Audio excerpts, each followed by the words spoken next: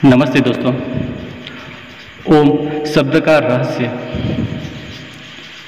ओम ब्रह्मांड की एक ऐसी ऊर्जा है जिससे यह ब्रह्मांड बना है। बहुत सारे देशों में अलग अलग जगह पर रिसर्च चला रहा है कि ओम ध्वनि की हमारे शरीर पर क्या असर पड़ता है।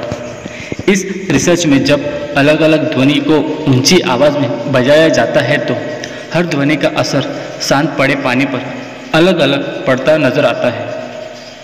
रिसर्च ने बताया है कि ओम की ध्वनि बहुमूल्य ज्ञान का खजाना है और जब प्राचीन काल में एक सन्यासी को लगा कि गुप्त मंत्र से बड़े बड़े खजाने के ताले तोड़े जा सकते हैं तो यह सन्यासी गुप्त मंत्र की तलाश में एक बड़े आश्रम में जाता है। वहाँ के आचार्य से कहता है कि आप मुझे मूल्यवान गुप्त मंत्र दीजिए। तो आचार्य ने कहा, मैं तुम्हें गुप्त मंत्र तो दूंगा, लेकिन तुम्हें सालों तक यहाँ रहकर सेवा करनी होगी। सन्यासी ने सेवा करते करते सालों बिता दिए। एक दिन सन्यासी आचार्य के पास गया और बोला, अब तो वह गुप्त मंत्र दे दीजिए। तो आचार्य ने कहा कि ठीक है, तुम मेरे नज़दीक आओ, मैं तुम्हारे कान में गुप्त मंत्र कहूँगा। सन्यासी नज़दीक गया तो आचार्य ने ओम का मंत्र दिया। वह खुश हो गया और वहाँ से चला गया। ओम का जाप करने लगा, लेकिन कोई धन की प्राप्ति नहीं हुई। तो उससे संदेह हुआ कि आचार्य ने उनके साथ धोखा किया है। जब वह बाहर निकला तो देखा कि एक माँ अपने ओम नाम के बेटे को बुला रही थी। ओम बेटे यहाँ आओ। तो सन्यासी चौंक गया, क्योंकि यहाँ तो किसी के बेटे का नाम ही ओम था। जब वह और आगे गया तो कुछ ब्राह्मणों को देखा जो हरि ओम बोल रहे थे। उसने अनुमान लगाया कि यहाँ हर जगह ओम बोला जा रहा है। सन्यासी और आगे रास्ते में बढ़ा तो कुछ विद्यार्थियों को ओम शांति ही बोलते सुनाई देता। तो सन्यासी कहने लगा, कहीं आगे ओम बोला जा रहा है तो कहीं वाक्य में पीछे कौन बोला जा रहा है। इसको मंत्र को तो सभी जानते हैं, तो फिर यह मंत्र कैसे गुप्त मंत्र हो सकता है। निश्चित ही मेरे साथ धोखा हुआ है। वह अपने आचार्य के पास गया और कहने लगा, आचार्य, आपने मुझे यह कैसा मंत्र दिया है, इसे तो हर कोई जानता है, तो फिर यह कैसे गुप्त मंत्र हो सकता है।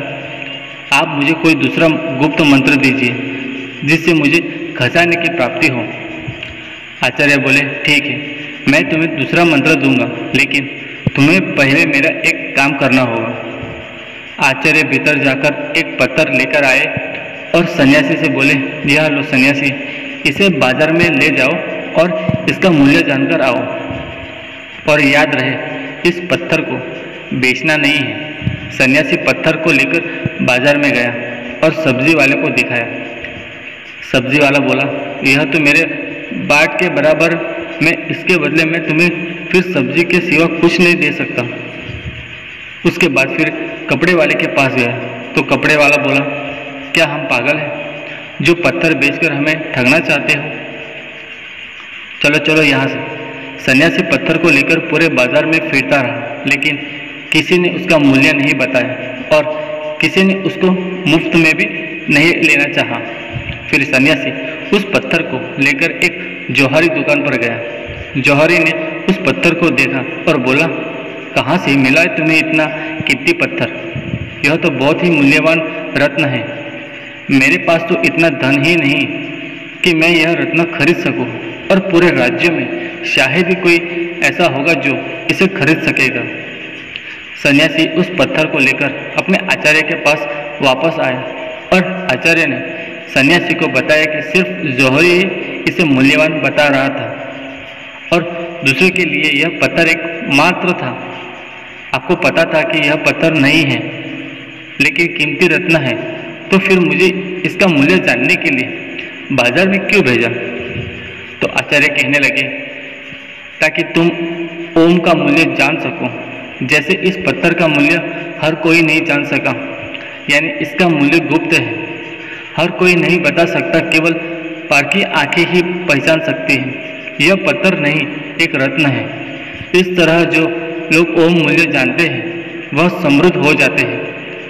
अब तुम ध्यान से सुनो, मैं तुम्हें ओम का विस्तार पूर्वक रहस्य समझाता हूँ। देवताओं के सेनापति भगवान कार्तिकेय ने भगवान शिव को ओम का जो अर्थ बताया है वह मैं तुम्हें बताता हूँ। ओम एक ऐसी प्राकृतिक ध्वनि है जो बिना किसी टकराव से उत्पन्न होती है, जिसे तुम अक्षर, शब्द, ध्वनि या नाद भी कह सकते हो। ओम में 3 ध्वनियाँ हैं जिसे मात्रा कहा जाता है। वह है अध्वनि, उध्वनि और मध्वनि। जब अध्वनि प्लस उध्वनि मिलती है तो बनाती है ओ ध्वनि। जब ओम तीनों ध्वनियों में मिल जाता है तो ओम बन जाता है। तीनों ध्वनियों से ही समस्त विश्व की सभी भाषाएं और बोलियां बनती हैं और गूंगा भी ये सब ध्वनि दुआ बोल सकता है। आपकी भाषा कोई भी हो, लेकिन जब आप उच्चारण के लिए मुंह खोलते हैं तो सबसे पहले आकार की ध्वनि ही निकलती है, और जब तुम उच्चारण के अंतर मुंह बंद करते हो तो म ओमकार की ध्वनि ही निकलती है। और जब तुम होठों को पास लाकर आधा खुला और आधा बंद रखते हो तब भी ओमकार की ध्वनि सुनाई पड़ती है। इसीलिए सभी भाषाओं की सभी ध्वनियाँ, फिर वह स्वर व व्यंजन ओमकार के अंतर्गत ही आती है। इसीलिए ओम विशिष्ट वैश्विक ध्वनि है। ओम ईश्वर का प्रतीक भी है। मांडुक्योपनिषद के अनुसार जगत की उत्पत्ति और लय प्रतीक है को दर्शाती है। अध्वनि सर्जन को दर्शाती है। उध्वनि सांसारिक प्रपंच को दर्शाती है। म लय को दर्शाती है। आत्मा की 3 अवस्थाओं को भी दर्शाती है। पहली स्थिति है जागृत अवस्था। इस अवस्था में जीवात्मा अपने स्थूल अंगों और इंद्रियों से भोगों को भोगता है। दूसरी स्थिति है स्वयं अवस्था। इस अवस्था में जागृत होकर मैं अपने मन के द्वारा भोगे हुए अनुभव की अनुभूति करता है। तीसरी अवस्था है सुषुप्ति। इस स्थिति में जीवात्मा आनंदमय ज्ञान स्वरूप हो जाती है और ज्ञान से परमानंद को प्राप्त करती है। और इन तीनों अवस्था के बाद आत्मा ब्रह्मलीन हो जाती है। इस अवस्था में आने के बाद आत्मा अद्वैत शिव ही शिव रह जाती है। अब उसे जीव जगत और ब्रह्म के वेद का प्रपंच नहीं रहता और उसे अनहद नाद गूंज सुनाई देता है।